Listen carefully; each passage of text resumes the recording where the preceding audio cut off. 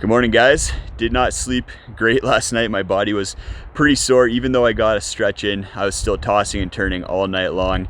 But I'm finishing packing up, eating breakfast, and enjoying these very nice views. And I think that's going to be the theme for today. Phenomenal views. I'm really excited to get up on some ridges and kind of see some awesome Rocky Mountains with you guys.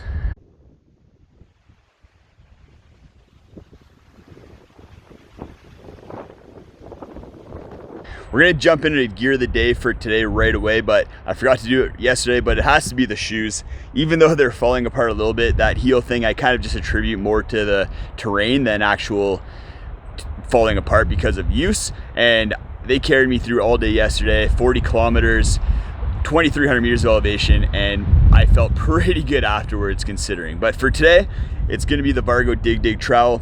I was in a little bit of a rush this morning, hit some rooty ground, and the straight edges just cut through everything really easily. And being able to grip this as nicely as I can without having the edges dig into me allows digging to be a breeze. So Vargo Dig trowel, you've been making my mornings easy. I just want to clarify a couple things about my shoes, the Hoka Speed Goats. Some of you are probably pretty surprised that I gave them gear of the day for yesterday, even though the heels started to come apart. And I just want to mention that, first of all, this is I probably put about 350 kilometers on them in between the GDT and pre-GDT trips.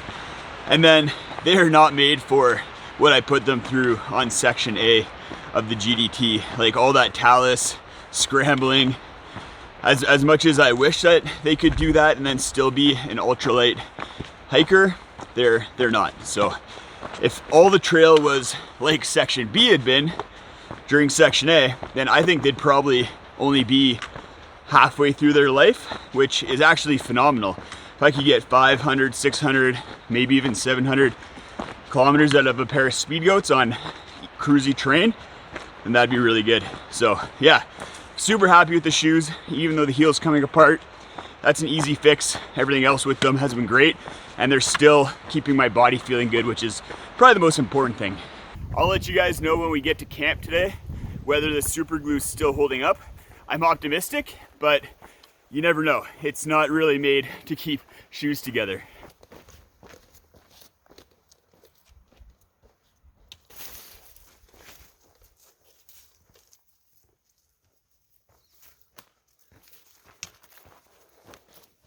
My IT band on my left side has been acting up a bit the first 5 kilometers here, so stopping to take a stretch.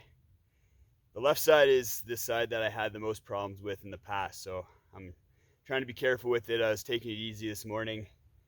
One of the stretches I like to do is a glute stretch, just like this. The other one that I like to do, I learned from Chase Mountains. He has a YouTube channel that does a lot of fitness stuff, and it's you lock your knees, keep your back straight, and then just tilt at the hips. And then you should feel it kind of right in around the knee. So both of those should stretch out, I think, different parts of the IT band, or at least the muscles around it. The glutes are a big part of IT band pain from what I've heard. So hopefully this helps out, and taking it nice and easy and being able to today should be a benefit as well. Do you have the time to listen to me whine about nothing and everything all at once? I am one of those melodramatic fools, neurotic to the bone, no doubt about it. Well, it's official. This is the longest I've ever gone without seeing another human. We're going on day 4, and I haven't even seen someone driving by on a quad. Yeah, this is the most I've ever been alone. Not going crazy, I don't think yet, but who's to say? If a tree falls in the forest and no one's around to hear it, that's the question, right? It's crazy how remote the GDT is. I'm just hiking through Canadian Rockies, not another human in sight. That's pretty crazy and a unique experience. A little smoky, but you can see we came from on the other side of this ridge right here. I think that was yesterday. And then camped somewhere around there, and then we've been going over all these ridges and then came up to get to here.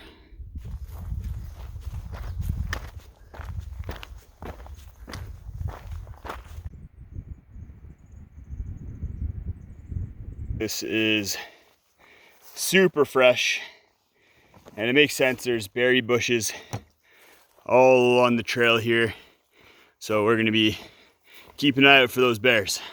And I was thinking about it yesterday, and I think I actually prefer hiking during berry season because the bears just have one thing on their mind: eating berries.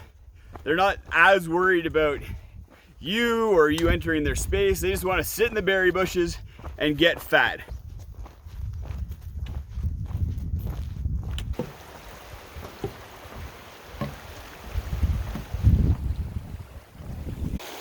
Nice spot for lunch.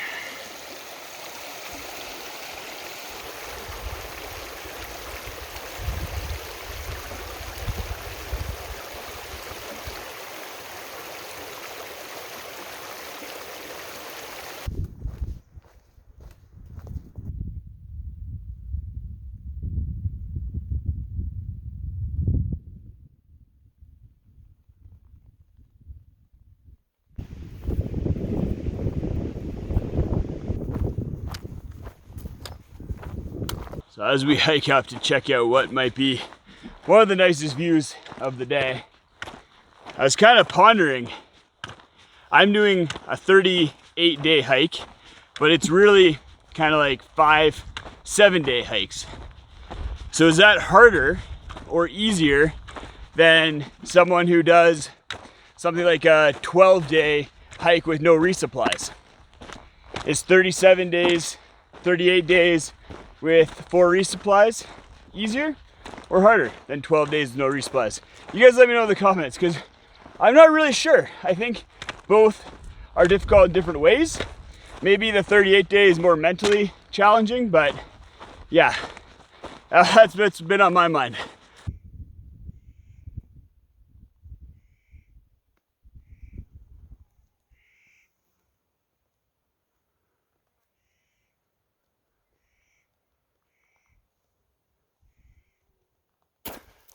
Where am I? This is phenomenal. Just views all around off this ridge. Woo! Yeah.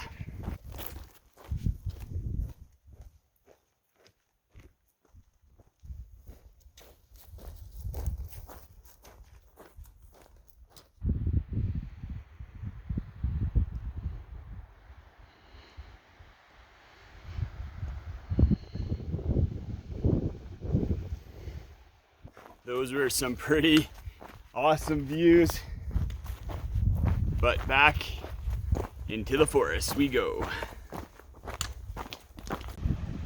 So we got Cataract Creek flowing through there. We're gonna continue along the trail, cut back, and then head up that little cut line right there, over that mound, and then down to the campground.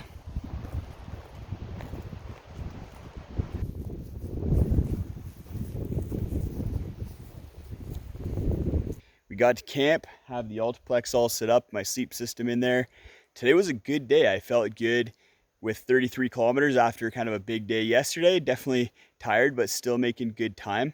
So yeah, all around feeling good. Still haven't seen anybody, so definitely the most remote section of the trail so far.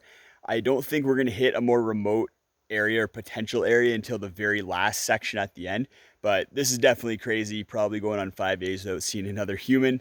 I'm gonna go through my whole camp routine, eat dinner, stretch, go down to the river right behind me there, and close by I have a little bath to do some laundry. Tomorrow we're getting up to one of my favorite places in the Canadian Rockies. Definitely probably top 3, phenomenal views there. And then on the other side of that, once we get to camp, it should be a fairly shortish day. I'll show you my entire camp routine because I know there's some of you who are itching to see that, what I do in what order and all those details. Otherwise, I'm gonna get all that going, and we'll see you guys tomorrow.